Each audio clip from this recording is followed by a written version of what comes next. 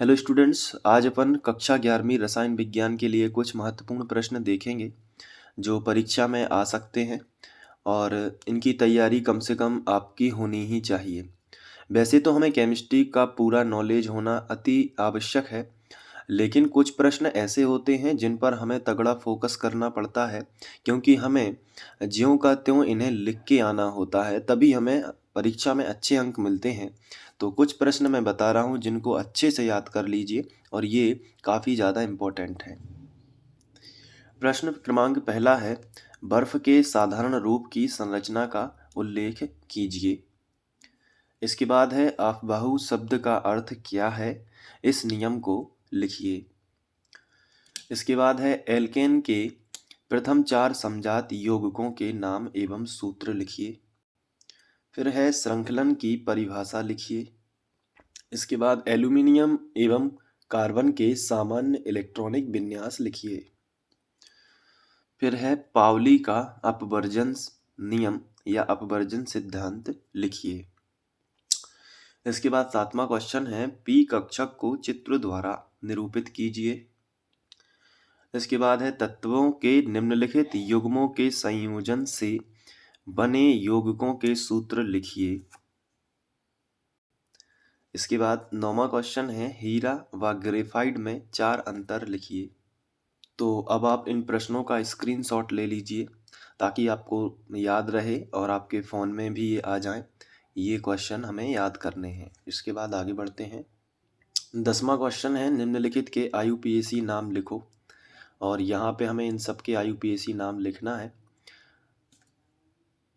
और अगर आपने आईयूपीएसी अभी तक नहीं सीखी है तो मेरे सेकंड चैनल जिसका नाम संदीप खरे है, वहाँ पे आप जाइए। आईयूपीएसी के कम से कम 6 से 7 वीडियो आपको मिलेंगे जहाँ पर बिल्कुल बेसिक से आईयूपीएसी मैंने बताई है, तो आप वहाँ से देख सकते हैं और पूरी आईयूपीएसी सीख सकते हैं।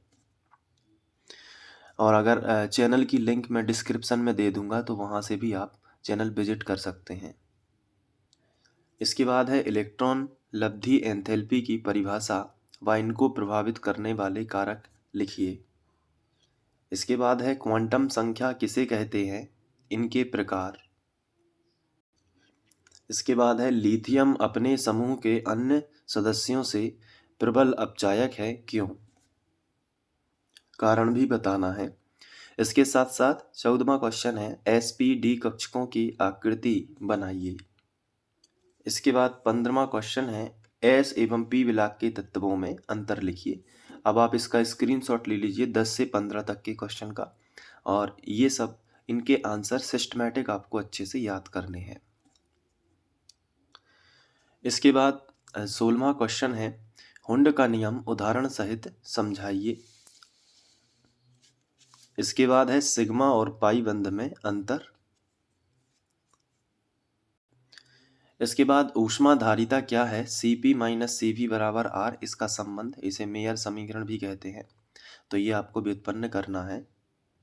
इसके बाद है, दहन ऊष्मा को समझाइए और इसके उपयोग लिखना है। इसके बाद मैक्स प्लांक का क्वांटम सिद्धांत लिखना है आपको। इसके बाद N+L नियम लिखना है। इसके बाद मानक हाइड्रोजन इलेक्ट्रोड को समझाना है, तो ये भी आपको याद कर लेना है। इसके बाद अष्टक नियम क्या है, इसका महत्व और सीमाएं हमें लिखना है। तो आप क्वेश्चन नंबर 16 से लेके 23 तक के स्क्रीनशॉट ले लीजिए और इनको भी अपने पास रख लीजिए फ़ोटो के तौर पे। ये सारे के सारे क्वेश्चन आपको अच्छे से याद करने हैं, तो इसी बहाने आप इन सबको याद भी कर लेंगे और इन पर अच्छा फोकस भी कर लेंगे। आगे बढ़ते हैं, कुछ प्रश्न और हैं। इसके बाद है, अणु और परमाणु में अंतर। फिर इलेक्ट्रॉन ग्रहण एंथैल्पी एवं विद्युत ऋणात्मकता, रासायनिक समीकरण और इसकी सीमाएं, धातु और अधातु में अंतर, कक्ष और कक्षक में अंतर। इसके बाद अनुनाद ऊर्जा क्या है, इसकी आवश्यक शर्तें। इसके बाद इलेक्ट्रोमैरिक एवं प्रेरणिक प्रभाव में अंतर, और या फिर इनको समझाइए, इस प्रकार का भी क्वेश्चन आ सकता है। जैसे ये है प्रेरणिक प्रभाव को समझाइए। फिर है सजातीय श्रेणी किसे कहते हैं, इसकी विशेषताएं। इसके बाद है हीरा व ग्रेफाइट के उपयोग। फिर है डाइबोरेन की संरचना समझाइए। फिर है बोरेक अम्ल बनाने की विधि, गुण व उपयोग। तो आप यहाँ से 24वें नंबर के क्वेश्चन से 35 तक के स्क्रीनशॉट ले लीजिए। इसके बाद 36वां क्वेश्चन, चार धातुएं एवं क्षारीय मृदा धातुओं में अंतर। इसके बाद सोडियम बाइकार्बोनेट बनाने की विधि, गुण तथा उपयोग। इसके बाद क्वेश्चन है 38वां, मैग्नीशियम की परमाणु त्रिज्या सोडियम से छोटी होती है क्यों। इसके बाद है विकर्ण संबंध क्या है। इसके बाद सोडियम को मिट्टी के तेल में रखा जाता है क्यों।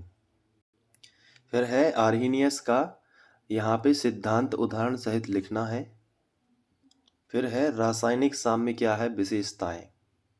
तो अभी तक मैंने 42 क्वेश्चन आपको दिए हैं और ये पहले आप बहुत अच्छे से याद करिए और इसके बाद अगर आपकी डिमांड होगी तो इसमें से कुछ और, पूरी केमिस्ट्री में से कुछ और क्वेश्चन निकाल दूंगा जो काफ़ी ज़्यादा इम्पोर्टेंट है। न्यूमेरिकल भी उसमें शामिल होंगे कुछ।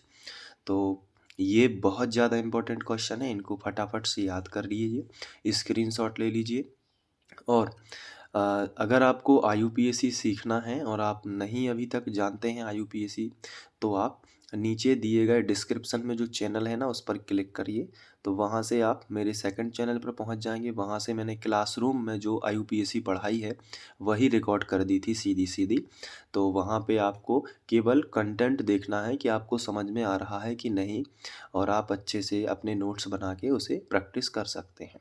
ठीक है, तो चलिए ये 42 क्वेश्चन केमिस्ट्री के आप जल्दी से याद कर लीजिए और इन्हें अच्छे से लिख लीजिए।